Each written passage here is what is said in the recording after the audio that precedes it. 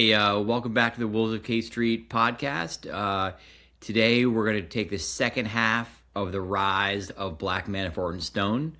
At the end of last episode, we wrapped up sort of the most of the rise of Paul Manafort and Roger Stone, and now we're getting to the other two characters in that foursome, which is Charlie Black and Lee Atwater. And we'll take a quick break and then start with them. Today's episode is brought to you by Capital Bank, a leader in political banking financial solutions. Managing a corporate or trade association PAC? Eliminate unnecessary fees, protect your funds with Positive Pay and ACH Filter, and secure deposits beyond FDIC limits with ICS accounts through IntraFi. Maximize your funds. More protection. Total peace of mind. Learn more at CapitalBankMD.com. Capital Bank. Partners in your vision. Member FDIC. All right, Brody and Luke Mullins here. So we stopped last time halfway through a long chapter that has the rise of all four characters in the important law and lobbying firm, Black, Manafort, Stone, and Atwater. In the last episode, we talked about the rise of two of the characters. Today, we're getting to the second half of that chapter, which is the rise of Charlie Black and Lee Atwater, who were two Southern Republicans in contrast to the two Northern Republicans in Stone and Manafort. So we begin this section by talking about during this time, which is sort of the late 1960s, early 1970s, there's lots of changes going on in American economy and society and politics. Young Americans are starting to feel like it's harder to get ahead. There's an increasing number of regulations. The Environmental Species Act, there's a big tax revolt in California, and there's sort of this backlash to these new regulations and sort of the creation of government bureaucracy sort of bubbling up in various parts around the country. Just one step back there, Brode. You know, the big thing here, again, we're just, the 70s inflation / stagflation, right? Which is, inflation has this corrosive effect on how somebody feels about their government, right? And we're seeing that now, actually, to a degree, actually, both Biden and Trump, right? And back then, the inflation was worse for longer, and we also had a slowing economy, right? So that's what we call stagflation. Those two things are not supposed to happen at the same time, right? So when one of the things it did was just like really destroy the confidence of policymakers and economists that they understood the way that our sort of modern economy works, right? They had thought that they had like mastered the business cycle, right? That we had sort of solved all of these problems. So the idea that this was happening, we don't know why it's happening. It just erodes confidence in all of the things that essentially the sort of New Deal liberals had been putting in place. Specifically, regulations, union protections, things along those lines, and it just created it just eroded a lot of the alliances, the political alliances that had formed, and people are looking for new ideas and new alliances, right? And that's the backdrop to all of this. So we write, but amid the economic panic of the late 1970s, many began to reconsider their views of the government's role in the market. Right. Years of sky-high inflation had undercut wage growth, squeezed the middle class's standard of living, and according to Business Week, quote, all but destroyed its confidence in the traditional American dream that if you work hard, you'll get ahead. Yeah. So as this happens, this is sort of the backdrop. We meet Lee Atwater, and again, back to Roger Stone. And we begin sort of moving back to these characters with the scene, Luke, if you remember, of Roger Stone apparently in New York City. Yeah. Apparently going out to a grocery store called D'Agostino's, where he apparently was getting frozen tacos. I say apparently because we have no idea if this story is true or not, but this is sort of the urban legend. And this is, to be clear, this is the story Roger Stone tells, right? Meaning unclear. Right. So at this time back in South Carolina, Lee Atwater is working on a re-election campaign for Strom Thurmond. His opponent is a guy named Charles Pug Ravenel. So Lee Atwater is getting his frozen tacos at D'Agostino, looks down at a New York City newspaper, and apparently sees an article that says that Ravenel was recently in New York City and Manhattan for a high-dollar fundraiser, and while he's there, according to this story, according to Roger Stone, he sees this newspaper article says that Ravenel at this fundraiser was sort of making fun of his background in South Carolina, making fun of the South Carolina roots, and saying that if he's elected, he would effectively be a third senator from New York. Roger Stone goes bananas about this, seeing how important it could be for Senator Thurmond's reelection. He calls up Lee Atwater down in South Carolina running the reelection, tells him this story. Atwater says, send me this story as fast as possible. Atwater says he felt like he found a $100 bill at the top of a skyscraper. You've got to get that article down to me. So Stone sends it down to Atwater. Atwater leaks it to the news. The rest is history. And Atwater and Strom Thurmond win the re-election. So this is sort of the beginning of the ties between our northern Black Manafort Stone partners and our southern ones.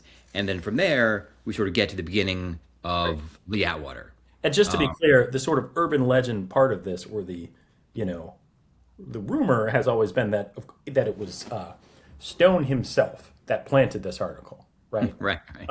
So we'll never know the answer there, right? But also, the article may not have existed. I do think that's right. I guess that's possible. But they did run this ad, referencing this article, so it becomes true in one sense, right? Well, it has real world implications whether or not it's true or not, right? But we used it as our story as sort of some connective tissue to get us down to this other set of characters who are in the South, right? So I guess we could start with Atwater. I mean, so there's, Atwater, fascinating and sort of very, difficult character to wrap your head around. Why difficult? Because his impact is so corrosive and generally negative, right? Like, we didn't talk about this last time, but his, this is what I was going to point here. The Southern strategy, right? The Republican Southern strategy to sort of use race to peel off white Southerners, right? And one of the things that Atwater is famous for is not only using this strategy, but actually articulating it, right? In an interview that he at the time thought was anonymous and, in fact was anonymous for many years until after his death. I believe it was Rick Perlstein, the historian and a famous historian of the conservative movement. And Atwater's pretty explicit here, right? The idea that, you say things like, I'm going to get the quote wrong, but like states' rights, taxes, bureaucracy. But what you're really signaling is black people, right? To white folks, right? That was the whole idea. And, what was extraordinary is that Atwater actually came out and said that. Obviously, he said it using some racial, some racist terms, right? Yeah. It's just one of these things where there's usually some wiggle room for operatives, but not here, right? He's very explicit about exactly what he's doing. And there's a lot of parallels to today's campaigning, particularly in the Republican Party, particularly under Donald Trump. Right. So we say that Atwater. But what I was going to say is he also has this terrible childhood tragedy, right? Which is, his brother.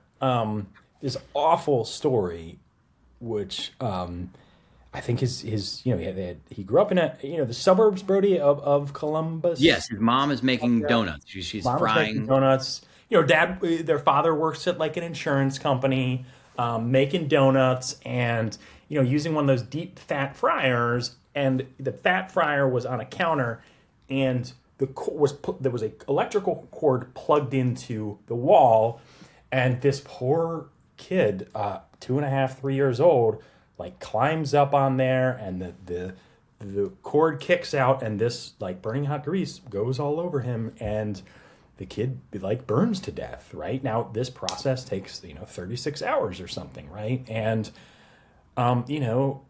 Lee Atwater, 5 years old at the time, like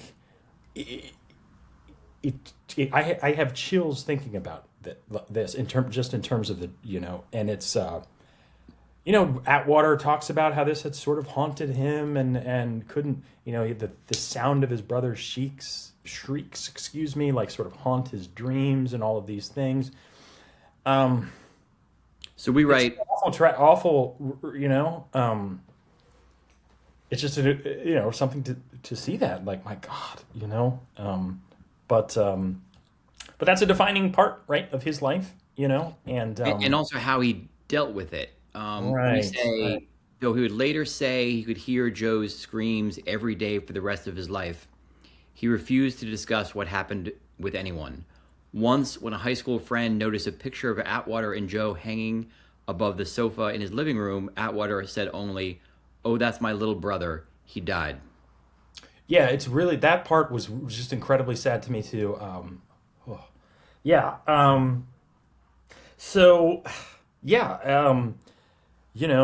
We can't get too deep into this guy's brain, but I mean, anyway, he goes through this awful trauma. But generally, I think we talked about this a little bit, but like, his view was like, hey, if I can get somebody's unfavorables, I believe it's only really above 40%, that person can't win an election. Yeah, right? and in particular to that, and you're exactly right, Luke, particularly that he is a Republican campaigning for Republicans in the Deep South, which at the time was Democratic. Right. And that was sort of the key. He says in Realignment. that section, Yeah. he became convinced that the key to winning an election was driving up your opponent's negatives. He told a reporter, "When I first got into this, I became a polling junkie." And he basically says, if you go into an election with negatives higher than 30 or 40%, you just inevitably lose.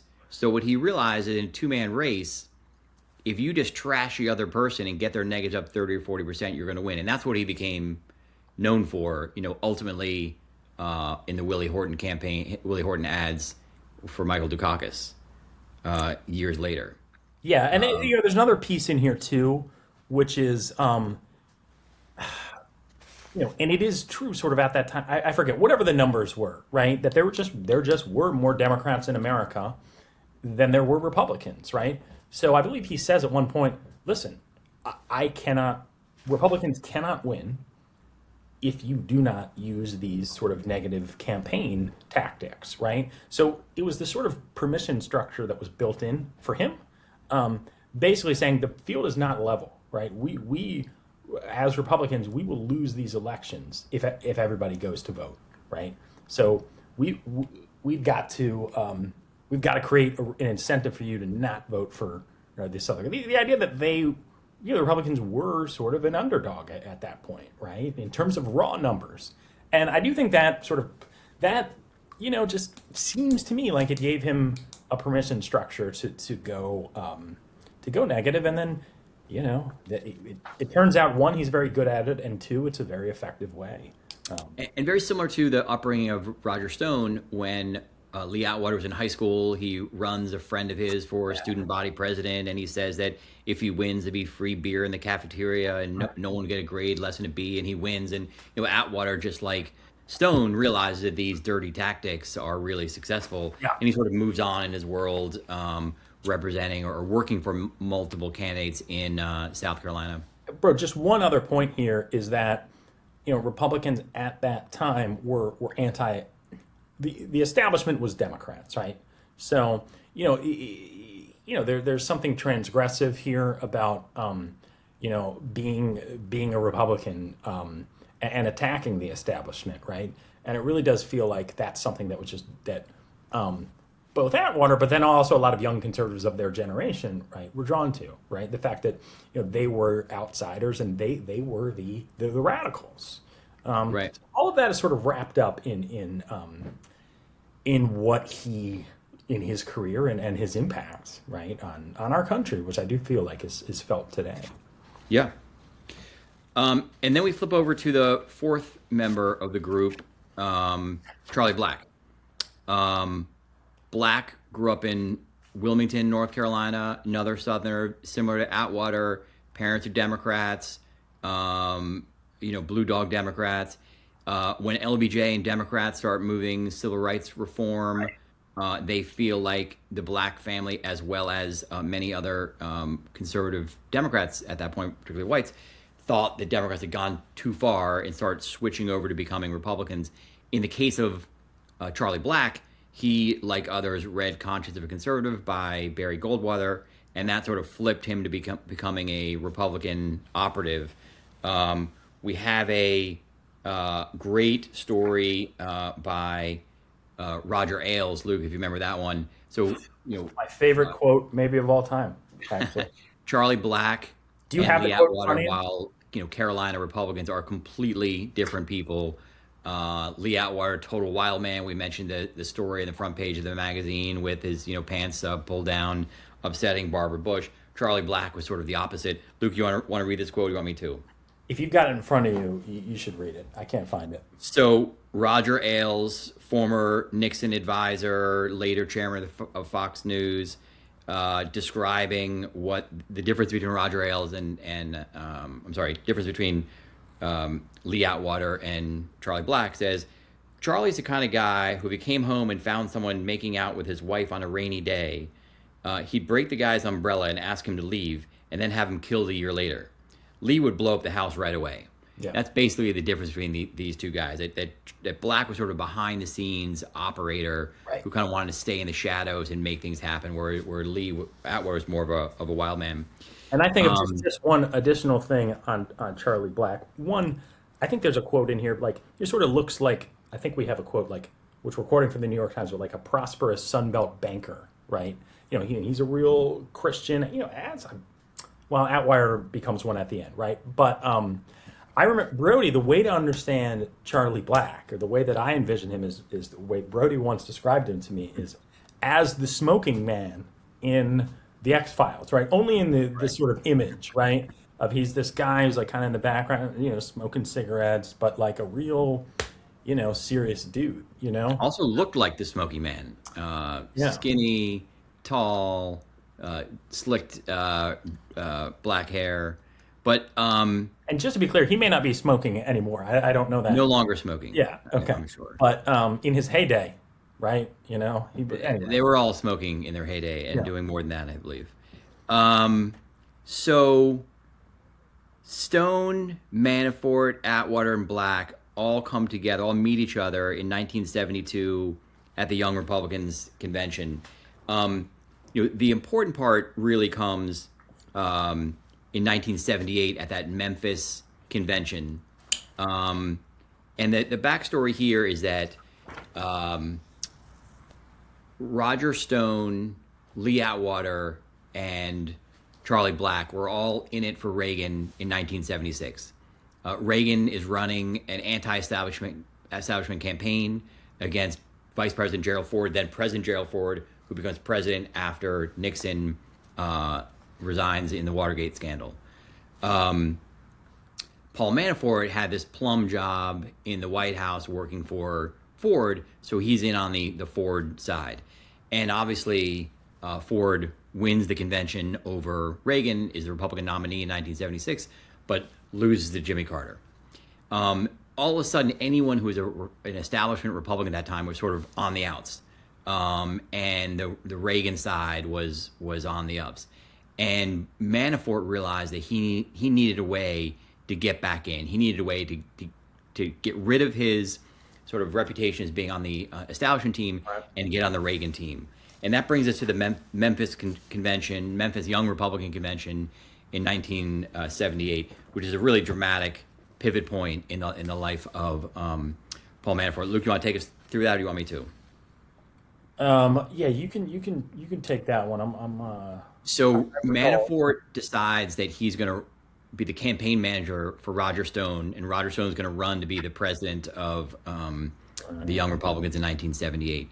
And Stone is running against an incumbent, or someone who was supposed to win. And beforehand, the young Republicans had said, "Hey, we're not going to get involved with presidential endorsements. We're just going to run this race." Manafort realized that his key to getting on the inside with Reagan was to make a stand for Reagan in that election. So he asked his opponent, Stone's opponent, who are you going to support in the 1980 election and the Republican primary fight? And the opponent refused to say anything. So refused to endorse either side. So Stone and Manafort said they were in with Reagan and ran basically a dirty tricks campaign against their opponent, said that he was having an affair with someone at the convention and had committed other sort of activities that would be opposed by Republicans. They basically killed this guy's campaign and elect Stone. And that made both Stone and Manafort sort of heroes to the Republican right and the Reagan right, which was important because it has allowed Manafort to go from being an establishment Gerald Ford guy in with the Ronald Reagan folks, which importantly leads to Ronald Reagan's campaign for president in the Republican convention, just one primaries in 1979 and 1980, where all four of these guys are now working directly on the Ronald Reagan campaign. The reason that's important is that Reagan was an outsider at that time, and we consider Reagan to be the ultimate godfather of the Republican Party. But at that time, 1976, 1978, 1980, Reagan was the outsider. George Bush was the insider. He was the former head of the RNC. He was the CIA director. He was part of the establishment. He was the establishment. And Reagan was an outsider, and he had these four young bucks working for him. The most important, I think, ended up being Charlie Black. Charlie Black is tapped by Reagan to be the number 2 official in his campaign. And Reagan is sort of off and running with his insurgent campaign, hoping to win the 1980 election and first the Republican nomination. But then he faces a huge setback in the Iowa caucuses when he loses to George H.W. Bush, the establishment. After the Iowa caucuses, the next big test is the New Hampshire primary.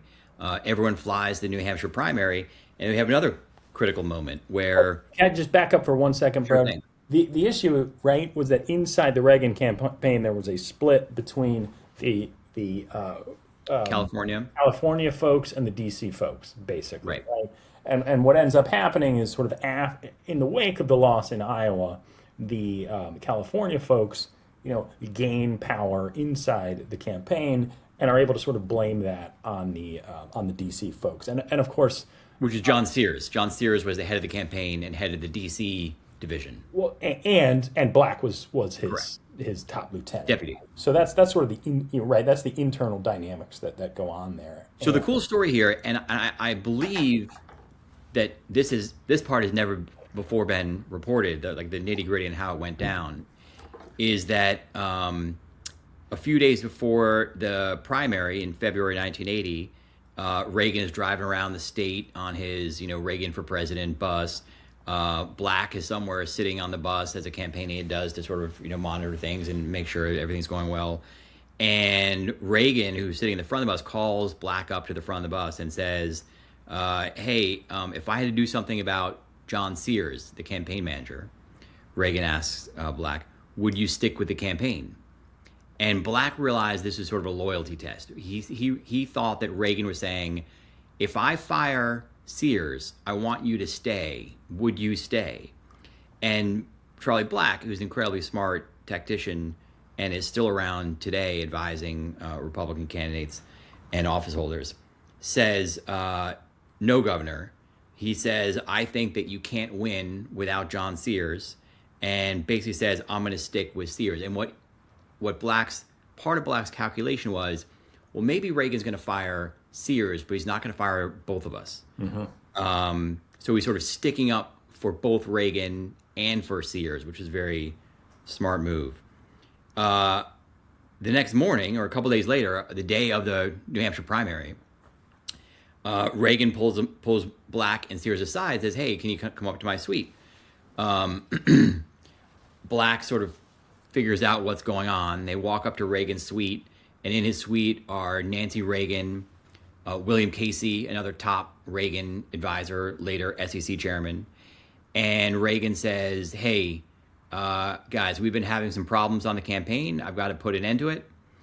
He handed a piece of paper to Sears and Black. Sears started reading this document, and Black sort of was upset, realized that it was probably a press release announcing that they were being fired, and picks up the paper, says, Governor, I don't know what this paper is, before he's read it, but I want you to know that I resign. So he resigns basically seconds before he's fired, and they leave the suite. William Casey, who is the other person in the room, ends up becoming the new campaign manager. And so Charlie Black, who at one moment was the second most important person in Ronald Reagan's presidential campaign, is suddenly fired. He and John Sears fly home on a commercial plane. They're sort of disgraced, and they need to figure out, and Black needs to figure out what to do about it. Luke, what do you remember about that anecdote, that section? Yeah, I mean, the big thing is sort of like, how quickly things can turn around, right? But I do love the move, man. Resigning before they can fire you. That's a great lesson for all of us. Yeah, I mean, what ends up happening here, right, Brode, is, it ends up being this, stroke of good fortune, in the sense that you now have Charlie Black, right, one of the more savvy operators in Washington, and also had real ties, right, to the Trump campaign. Excuse me, to the Reagan campaign. And now he's out in the wild, right, like looking for his next act, right. And I think, bro, do I have this wrong? I think he might have done some contract work for the Yes. So I think the sort of the bone they threw him was like, hey, you're fired or you're quitting, but we'll still keep you on to help us out. Right. So Black decides to start his own. I mean, these are campaign consultants, right? And so Black's goes back to campaign consulting, and he goes to Atwater and Stone, who are in the Reagan, still working the Reagan campaign. Yeah. All four of these guys are in the Reagan campaign. He goes to them and says, or Manafort and Stone rather, and says, hey, you guys want to, start a firm with me? And on April 1st, 1980, just 2 months after he was fired, they start the political campaign firm, Black, Manafort, and Stone. And again, the idea is that they're going to be supporting conservative candidates like Reagan, right? And, Reagan had just sort of showed this model, right, that exists. So they were going to go, look for candidates like that and sort of support that model, which of course they do, right? But they also, there's this sort of additional opportunity that presents itself in 1980, which is very similar to sort of what happened in Washington in 2016 on K Street, where essentially you've got this totally unknown figure, Ronald Reagan. Of course, not unknown, but anti-establishment. Yeah, not part of the crowd, right? A lot of the sort of Republicans in the K Street lobbying establishment at the time, which already is pretty small, were sort of Nixon guys, right? And Ronald Reagan and the conservatives, they hated those people, right? So you basically have all of these companies, right, that are looking to tap into these benefits that this new free market government is looking to give them, right? Or at least it's going to be far more amenable to what they need. And there's nobody there, right, to facilitate those relationships, right? So that's basically what Black, Manafort, Stone, and Atwater's, kind of in and out, but they sort of kind of fall into this, right? Initially, they want to be campaign people, but it's, essentially corporations start calling them and saying, hey, can you, connect me with your friends in the Reagan administration. Yeah, that's exactly right. They sort of just fell into this. They thought they were campaign folks, and then Charlie Black told us that one day after Reagan